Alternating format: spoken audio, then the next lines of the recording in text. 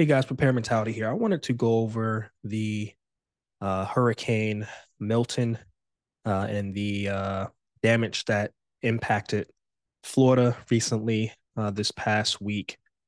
And it was a Category 3 hurricane, uh, and it destroyed homes, roads, power lines, and trees, the whole nine yards. First responders have rescued around close to 1,000 people, if not even more at this time, uh, as of Thursday.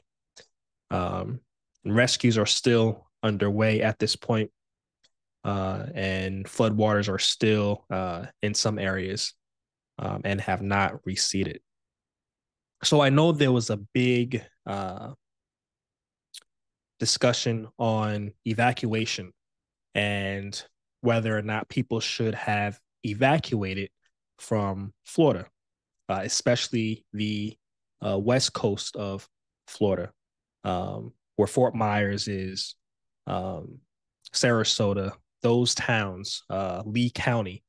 And it does question, I know the state did a very good job um, with evacuating the mass majority of the population from Florida. They were, every time I saw, uh, they were on live stream in the local news channels in Florida. Were telling people to evacuate, get out of this danger zone, get out of floodwaters. Please take this time to get on the road and evacuate. Now, I know it's a little complicated because now that we see the damage, I don't think I think they thought that there was going to be more damage than was caused.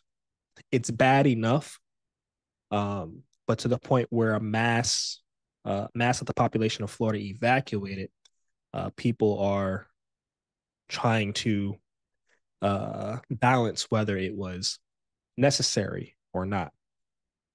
Um, I think this is a learning opportunity, especially for people in the preparedness world, or even if you're new to the preparedness world and survival and getting ready for emergencies and disasters in your area. I think no matter what happened, no matter uh, whether the state thought it was going to be a big one or whether local authorities thought it wasn't, um, I think everyone who was ready should have evacuated. And I say that because this is a learning and teaching moment for everybody, especially when you have plans to evacuate. Uh, and it's also a evacuation drill. At least that's how I would have treated this scenario. The majority of local authorities are telling us to evacuate. The governor is telling us to evacuate.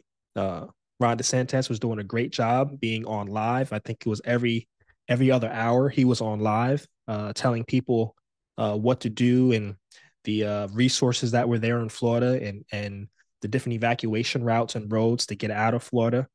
Um, all of this was not perfect, but there was a process and it made sense, right? So for us, even though it didn't do a significant uh, damage like Asheville, North Carolina, we're still praying for them in Asheville. Our prayers are with them. This still was an opportunity for people who live in Florida to go through the motions of how an evacuation would be a real evacuation event.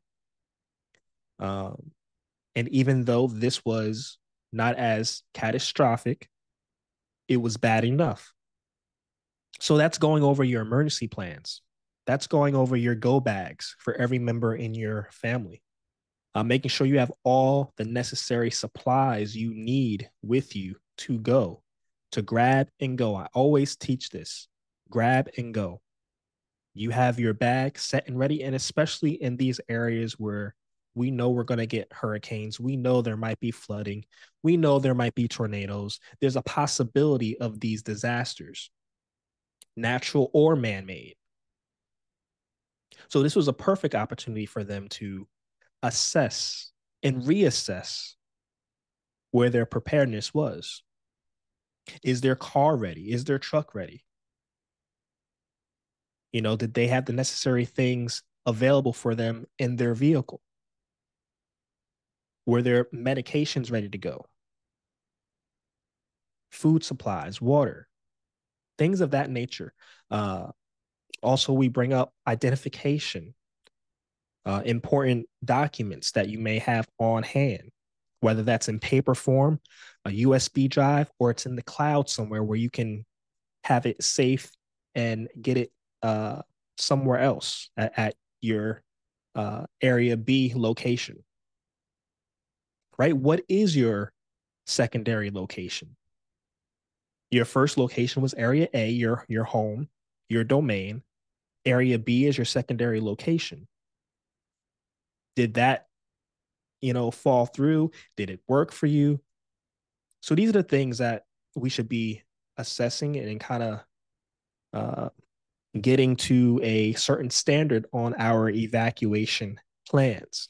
I know there was traffic. There was a lot of traffic for people who waited uh, and did not evacuate as soon as possible on I-75 and 95. There was traffic on both major arteries. What happened in that scenario? What happened when you were in traffic? What were the dangers? What were the pros and cons?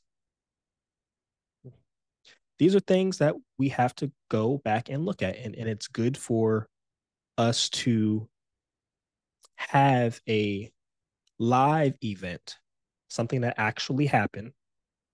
It could have been worse. Thank God it wasn't. But this was definitely a good practice drill for your bugging out location, your secondary location, area B location, um, and for your evacuation plan with your whole family, or whether you're just a single adult with pets.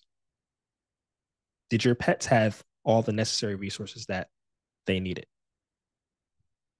Right. So I think just because it did not make as bad as they thought it would uh, damage, I think this still was a significant hurricane for the local area in Florida.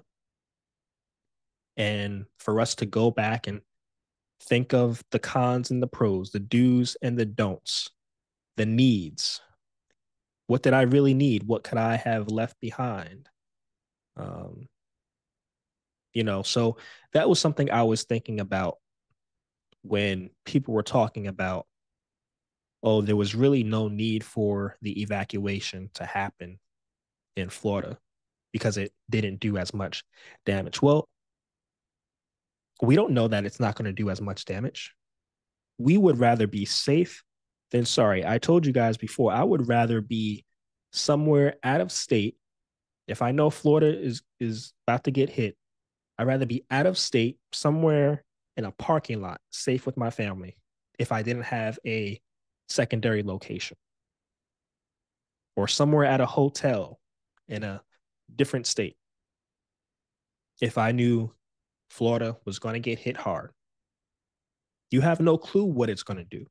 And it's not necessarily the hurricane that's going to do the most damage. Yes, the winds are pretty fast, but it's all that water surge that comes with it and the flooding that does the most damage. So we have to start thinking about these things, start having clearer minds when it comes to emergencies and disasters. Because I'll tell you what, this isn't the first one, and it's not going to be the last one. There's going to be more to come. So again, this is a perfect time to assess your evacuation routes, your evacuation plans, the necessary resources that you may need, for yourself, or if you have a family, or if you have pets. I keep trying to tell you guys, this is something that you need to be on top of because, oh, and another thing that was brought up to my attention, uh, conversations about, well, we do all this preparedness and we put all this stuff in our homes and we put food and water and all our supplies in our home, but then it gets washed away with the water. Yes, that is a likely scenario that could happen. Your home could be flooded. Your home could be ripped apart from a tornado or from high wind speeds or anything that crashes into it from the storm or hurricane. That is a likely scenario. That is something that we have no control over. And as soon as we give up the thought that we are in control of any of this stuff, the better we will be. Now, this may be the time where you can also think of, where am I keeping my supplies? Do I have a secondary location? Does my secondary location have all the needed supplies that I would need for an emergency? Just so you don't have to keep all of your supplies at your home. And that fixes that problem. Now, I know some may not have a secondary location, and that's okay, guys. You don't have to be rich. So, again, the faster that we realize we are not in control, the better we will be, and the better prepared we will be in our mindset. Yes, we will lose things and items and some of our resources in our house and cars, but you're still alive. Your family is still alive. Your family is safe. You are safe in these situations and scenarios. So we have to stop thinking so closed mindedly. Even though everything can be washed away in a blink of an eye at home, that's one of the things that we just have to deal with. It's out of our control. But that doesn't mean you stop preparing. That doesn't mean you stop stocking up for an emergency. That doesn't mean you stop doing the things that you've been doing. It means we get back on track. It means we get back to the plan. We adjust the plan. We update our plans with the do's and don'ts and things that work, things that didn't. But you continue to prepare. You continue to gather resources. You continue to make plans for your well-being. And that's how we properly prepare and assess our situation. Again, guys, just something I was thinking about and something on my mind when this hurricane happened. Also want to, again, send our prayers out to Asheville and the local towns around Asheville because they got hit as well. There is still disaster relief organizations out there trying to get to people that are stuck and trapped in locations that can't be reached by the road. So please, if you have any organizations that are out there, please donate to them. I'll put up one of my posts on this video of some of the volunteer organizations that are out there helping with disaster relief for Asheville, North Carolina. And again, our prayers and thoughts are with all the families, everyone who's lost loved ones, loss of life. These are serious times, folks. This is nothing to play with. This is happening in real time. But again, I'm going to post that on this video here. So some of you, if you would like to donate, you can donate to some of these reputable organizations that are doing the work and have their men boots on the ground in Asheville, North Carolina. Well, folks, I hope you are safe. Hope you are healthy. Stay blessed. This is Prepare Mentality.